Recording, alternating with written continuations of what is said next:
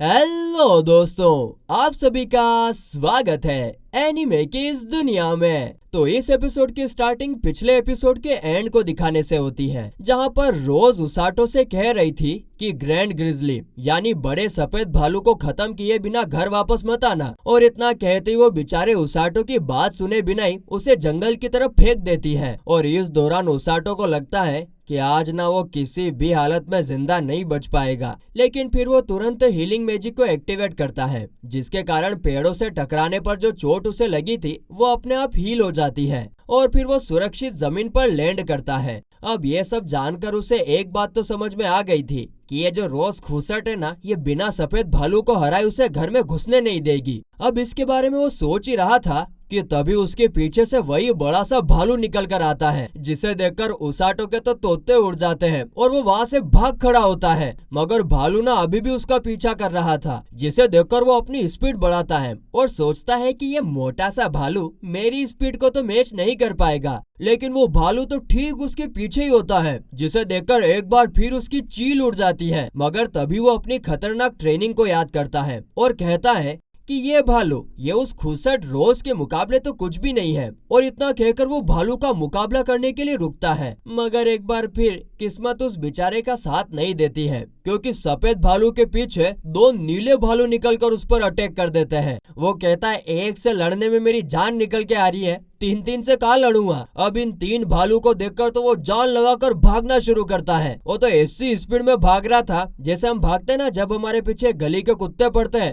अरे बचाओ, अरे ये कुत्ता मुझे काट लेगा, अरे मेरे मुंह से निकल गई। तभी उसे भागते भागते सामने से पानी की आवाज आती है और वो देखता है कि सामने बड़ा सा झरना है। वो उसके अंदर छलांग लगा देता है और ये देखकर बेचारे वो तीनों भालू बेचारे हैं और ये देखकर वो तीनों भालू निराश होकर वहां से चले जाते हैं।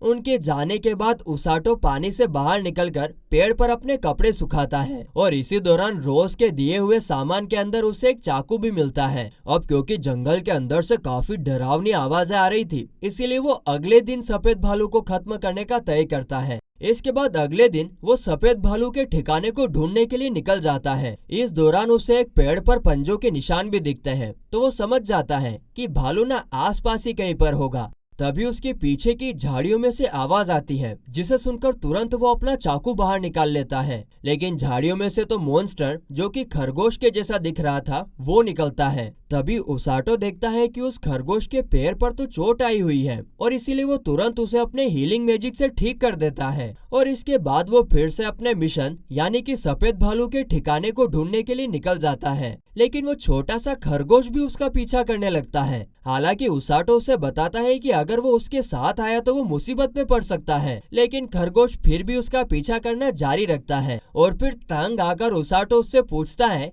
कि वैसे बाय एनी चांस क्या तुम्हें सफेद भालू का ठिकाना पता है। जिसे सुनकर खरगोश दूसरी दिशा की तरफ जाने लगता है और ऐसे ही थोड़ी देर उस खरगोश का पीछा करने पर फाइनली उसाटो को सफेद भालू का ठिकाना मिल जाता है। उन्हें देखने पर तो ऐसा लग रहा था कि मानो वो सफेद भालू और वो दो नीले भालू एक ही फैमिली हो, और ये सच भी होता है। अब इसे जानने के बाद उसाटो उनके ऊपर नजर रखने का डिसाइड करता है और इसी दौरान उसकी और छोटे खरगोश की काफी अच्छी दोस्ती भी हो जाती है। इसके बाद ऐसे ही एक दिन जंगल की नदी का पानी पीने की वजह से उसाटो के पेट में जोरदार दर्द उठने लगता है और इस खतरनाक दर्द को तो उसे अपने हीलिंग मैजिक से भी ठीक करने में काफी दिक्कत हो रही थी। मगर तभी खरगोश उसके पास आकर खड़ा हो जाता है, मानो कि वो उससे कह रहा हो कि आप जल्दी ही ठीक हो जाओगे। इसके बाद अगले दिन खरगोश उसे जंगल में बनी एक छोटी सी लेक के पास लेकर आता है, जिसका पानी पीने में उस नदी के मुकाबले काफी ज्यादा सेफ था। तभी एकदम से खरगोश कपकपाने लगता है, मानो उसे पास ही में से किसी खतरनाक मॉन्स्टर की प्रेजेंस फील हो रही हो। जिसके तुरंत बाद वो एक पेड़ के ऊपर चढ़ जाता है और उसाटो की तरफ देखता है और इसीलिए उसाटो भी तुरंत उस पेड़ के ऊपर चढ़ जाता है। और इसके थोड़ी देर बाद उनके सामने से एक काफी बड़ा सफेद सांप गुजरता है, जो कि देखने में किसी बड़े से एनाकोंडा जैसा लग रहा था। उस एनाकोंडा को देखकर तो उसाटो की आंखें बड़ी सी हो जाती हैं। उसके मुंह से चीख भी निकलने वाली थी,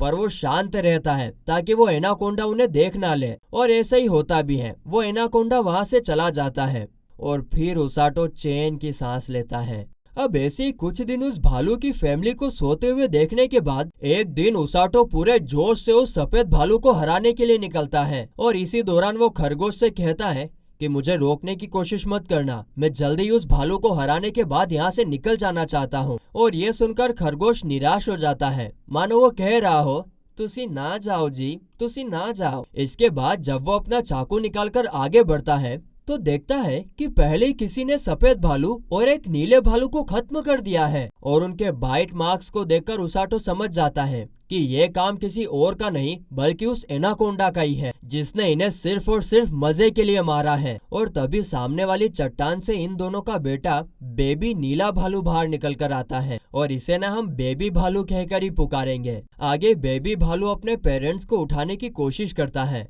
और ये सीन देखने में तो बहुत ही ज्यादा इमोशनल लग रहा था। कोई भी उसे देख रहा हो एक पॉइंट पर तो उसे रोना आ जाए। अब ये सब देखकर तो उसाटो को काफी ज्यादा गुस्सा आ जाता है और फिर वो उस एनाकोंडा को खत्म करने का तय कर उसकी दिशा की ओर निकल जाता है। तो वहीं पर बेबी भालू जमीन को सूंघकर दूसरी दिशा की तरफ जाता है। अभी सीन काजुटो और सेनपाई की तरफ शिफ्ट होता है। उन्हें टकलू से पता चलता है कि उसाटो पिछले 10 दिनों से रोज के साथ डीमन टेरिटरी में बने जंगल के अंदर है, जिसे सुनकर काजुटो को उसकी काफी ज्यादा फिक्र होने लगती है। लेकिन सेनपाई कहती है कि इसमें फिक्र करने की कोई बात नहीं है, अगर रोज उसके साथ में है तो वो सही सलामत होगा। और इस बात पर काजुटो भी एग्री करता है कि हाँ बात तो सही है। तो वहीं इस तरफ हम देखते हैं कि उसाटो लकड़ी को छीलकर उसका भाला बनाता है उस एनाकोंडा से लड़ने के लिए। आगे फिर वो खरगोश से कहता है कि तुम बस मुझे उस तक लेकर जाओ और उसके बाद तुम वहाँ से भाग जाना, जिस पर खरगोश एग्री करता है और उसे रास्ता दिखाने लगता है। जिसके थोड़ी देर बाद जब वे लोग वहाँ पर पहुँचते हैं तो देखते हैं कि उनसे पहले बेबी भालू अपने पेरेंट्स का बदला लेने के लिए वहाँ पर पहुँच गया था और वो एनाकोंडा उसके ऊपर अटैक करने वाला था कि इससे पहले उसाटो अपना भाला लेकर उसकी तरफ भागता है। लेकिन वो एनाकोंडा तो उसे खाने की फिराक में था, जिससे बचकर उसाटो तुरंत अपना भाला उसकी आंख में घुसा देता है और फिर इसके रिप्लाई में एनाकोंडा उसाटो के ऊपर अपनी पूंछ दे मारता है, जिससे उसाटो काफी दूर जाकर गिरता है। लेकिन वो अपने हीलिंग मैजिक का यूज करके सही सलामत था।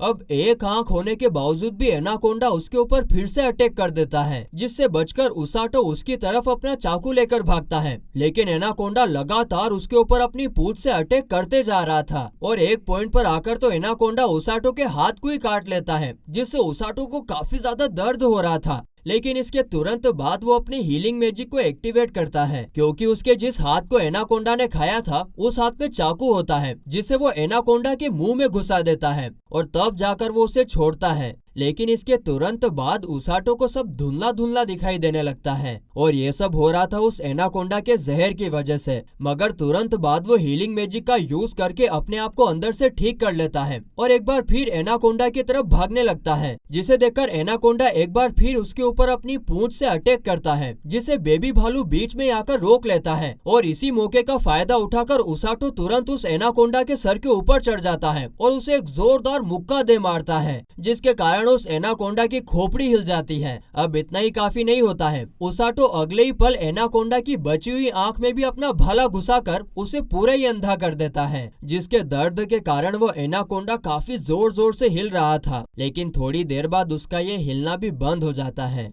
और इससे उसाटो को और सबको लगता है कि उन्होंने फाइनली एनाकोंडा को खत्म कर दिया है। और तभी बेबी भालू उसके पास आकर उसे प्यार करने लगता है। अब ये दोनों आगे बात कर ही रहे थे कि तभी जो एनाकोंडा थोड़ी देर पहले नीचे गिरा हुआ था वो फिर से खड़ा हो जाता है, जिसे देखकर उसाटो फिर से खड़ा होने की कोशिश करता है, लेकिन उसका पूरा माना खत्म हो चुका था और इसके कारण वो खड़ा नहीं हो पाता है। अब इसी मौके का फायदा उठाकर वो एनाकोंडा उसके ऊपर अटैक कर देता है, जिसे देखकर उसाटो कहता है कि ये सब कुछ न उस रोज का किया कराया है, वो एक घमंडी औरत है। लेकिन तभी ऊपर से रोज एनाकोंडा के ऊपर छलांग लगाती है, जिसके कारण एनाकोंडा की ऐसी की तैसी हो जाती है और वो भाई साहब एनाकोंडा हमेशा हमेशा के लिए खत्म हो जाता है। तो रोज को देखकर उसाटो पूछता है कि आप यहाँ पर क्या कर रही हो। तभी रोज के बालों में से वही खरगोश बाहर निकलता है और हमें पता चलता है कि वो दरअसल रोज का पेट है और उसका नाम कुकुरू होता है। रोज ने ही उसे उसाटो पर नजर रखने के लिए कहा था। फिर आगे रोज एनाकोंडा के बारे में बताती है कि उसे डीमन लॉर्ड की आर्मी ने क्रिएट किया है